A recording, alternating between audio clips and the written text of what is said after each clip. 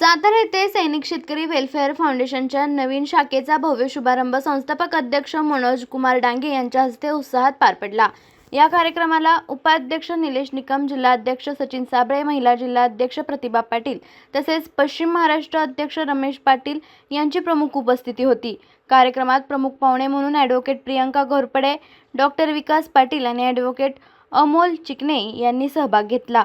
उपस्थित मान्यवरांनी संस्थेच्या कार्याचे कौतुक करत शेतकरी आणि माजी सैनिकांच्या सक्षमीकरणासाठी अशा उपक्रमांची गरज अधोरेखित केली।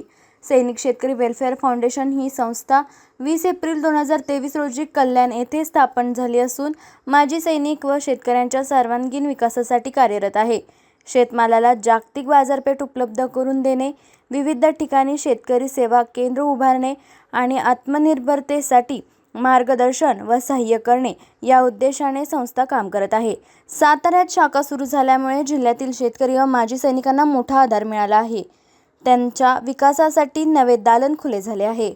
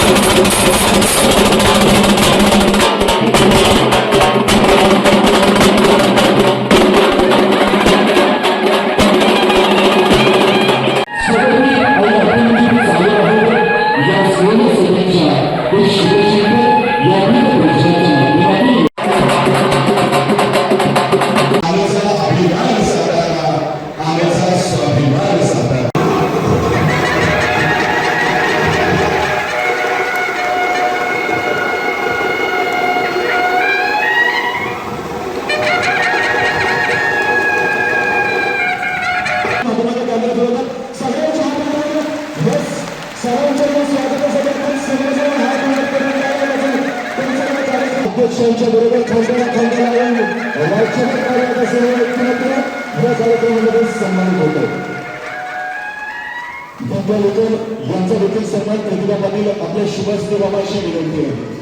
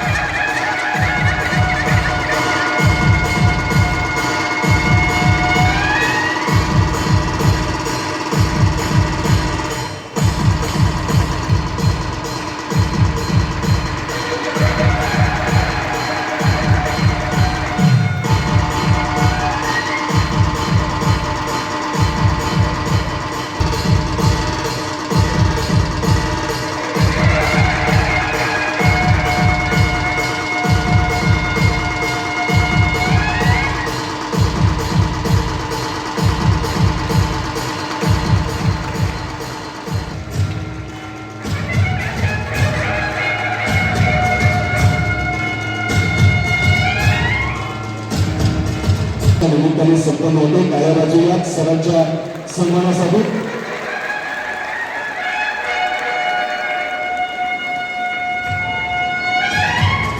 या पाठोपाठ आणखी एक सन्मान चांगली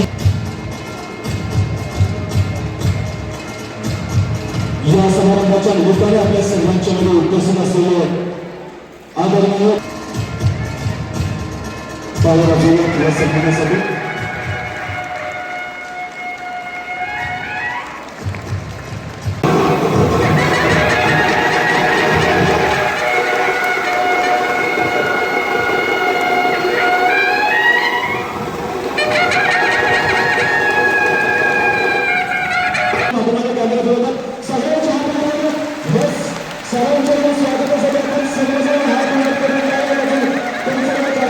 अध्यक्षांच्या बरोबर खांद्याला लावून राज्यभर कार्यरत असलेल्या व्यक्तिमत्व या कार्यक्रमामध्ये सन्मानित होत आहे.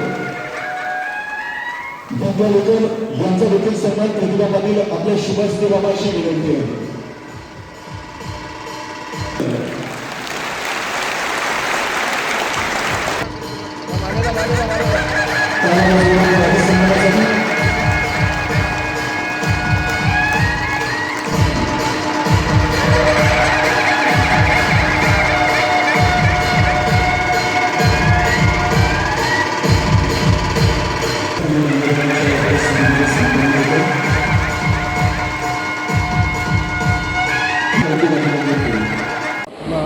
आज जो कार्यक्रम आज घेतलेला आहे या कार्यक्रमाचा नेमका उद्देश काय आहे आणि नेमका हा कार्यक्रमाला सुरुवात झाली. सर्वप्रथम मी मनोज कुमार राजाराम डांगे सूर्यवंशी आपल्या सर्व पत्रकार बंधूंचं आभार व्यक्त करतो. आज आपण सैनिक शेतकरी वेलफेअर फाउंडेशनची सुरुवात गेली 3 वर्षे केली होती आणि टोटल 2.5 वर्षाचं प्लॅनिंग करून खूप मेहनत करून आज आपलं महाराष्ट्रभर टार्गेट आहे की जवळपास 30,000 शाखांचं ओपनिंग करायचं. पण त्या 30,000मधल्या आज 1,000 शाखांचं ओपनिंग हे आपल्या सातारा जिल्ह्यामध्ये होत आहे. आणि सातारा जिल्ह्यामध्ये घेण्याचं कारण हे होतं कारण मेन भूमिका आहे सैनिक म्हटलं की पहिली छत्रपतींची आठवण येते आणि आमचं मेन धोरण आहे की छत्रपतींचे विचार डॉक्टर बाबासाहेबांचे विचार हे पुस्तकामध्ये न राहता हे समाजापर्यंत पोचवायचे. तर आता आपल्या 5,000 शाखा ओपन झाले तर महाराष्ट्रामधून आपण छत्रपतींचं आहे तुळजाभवानीचं दर्शन करून आज अखंड महाराष्ट्रामध्ये आजच सुरुवात झालेली आहे. उद्यापासून आपल्या कामाला सुरुवात होते. आज अशा पद्धतीनं प्रत्येक गावामध्ये आज वाडी वस्तीवरती आज कुठंतरी सेवा कमी पडते. मग ते सैनिक असतील, माजी सैनिक असतील, शहीद सैनिक पत्नी असतील, आत्महत्याग्रस्त कुटुंब असतील, सरकारचं काम करतच आहे. त्याचबरोबर आपण सुद्धा काहीतरी समाजानं पण योगदान देणं काहीतरी बनतं आहे. त्यामुळे आम्ही सर्वजण मिळून एक अशा पद्धतीनं सगळ्या ठिकाणी एक शाखा ओपन करतो या आणि त्याचाच आज एवढ्या उत्साहामध्ये प्रोग्राम होतो या ही माझ्यासाठी सर्वांसाठी आनंदाची गोष्ट आहे. आणि आपल्या साताऱ्यामधून महाराजांच्या गादीमधून एवढा प्रतिसाद चांगला मिळाला त्यासाठी मी सर्वांचं धन्यवाद. सैनिक शेतकरी वेलफेअर फाउंडेशनचा नेमका उद्देश काय राहणार आहे भविष्यात आणि कशा पद्धतीने अजून नेमका उद्देश आहे आपले टोटल 27,944 ग्रामपंचायत आहेत आपल्या महाराष्ट्रामध्ये. शहरं आणि ग्रामपंचायत पकडून आपण 30,000 शाखांचं ओपनिंग करतो आहे. त्या ठिकाणी मुलगी जन्माला आली तर त्या ठिकाणी काहीतरी आर्थिक मदत आम्ही 5,000ची करतो. कुणाचा मृत्यू झाला तर आजकाल गावामध्ये अशा केसेस आहेत की अंत्यविधीला पण लोकांच्याकडे पैसे नाहीत. ज्यावेळेला 2 वर्षे 2.5 वर्षे महाराष्ट्र दौरे केले तर त्या ठिकाणी आढळून आलं की असे काही कुटुंब आहेत म्हणजे कठीण प्रसंग आहेत. तर त्या कठीण प्रसंगामध्ये आम्ही आमच्या पद्धतीनं फुलाची पाकळी देऊन त्या कुटुंबाला कुठंतरी आम्ही आधार देण्याचा प्रयत्न करतो सर्व. आणि याच पद्धतीनं एक सामाजिक महिला सक्षमीकरण पण होतं आहे. महिलांना रोजगार मिळतो आहे. नवीन युवकांना पण रोजगार मिळतो या प्रत्येक गावामध्ये जी महिला आमची आज केंद्र प्रमुख आलेले आहे तर प्रत्येक गावातली एक महिला तर जवळपास तिला एक 10,000 15,000पर्यंत मानधन मिळतं. आणि त्या मानधनाच्या पोटी तिला आम्ही पूर्ण गावामधलं टोटली स्थिती काय आहे कशी आहे कुठं जन्माला आली कुठं कुणाचा मृत्यू झाला पण म्हातारा माणूस आहे की त्याला अन्नापासून वंचित आहे तर अशा पद्धतीचं आम्ही सर्व रिपोर्टिंग घेतो आणि त्या पद्धतीनं आम्ही त्या मदत करतो. आणि ती मदत आमची लास्ट माणसापर्यंत पोचावी यासाठी आम्ही केंद्रप्रमुखाची नियुक्ती केली म्हणजे शाखाची नियुक्ती केली. आतापर्यंत किती सैनिक आणि शेतकऱ्यांना मदत झाली? आतापर्यंत आपली सुरुवात झालेली आहे. आजच प्रथम सुरुवात झालेली आहे. तरी मी आतापर्यंत जे पहिले रजिस्ट्रेशन काय झालेले आहेत सभासद आपले त्यांना एक जवळपास 30 ते 40 जणांना आमचा मृत्यूनंतर पण लाभ भेटलेला आहे. काय धुळे नंदुरबारसारख्या ठिकाणी मुली जन्माला आल्या आहेत तिथंही लाभ भेटलेला आहे आमचा. आणि खरी सुरुवात आज आपल्या महाराष्ट्राची सुरुवात आज आपल्या साताऱ्यामधून. Okay, thank you. आपल्या तालुक्यातील जिल्ह्यातील बातम्या सर्वप्रथम पाहण्यासाठी आजच सातारा न्यूजला YouTube चॅनलवर सबस्क्राईब करा, लाईक करा, शेअर करा आणि बेल आयकॉन प्रेस करायला विसरू नका.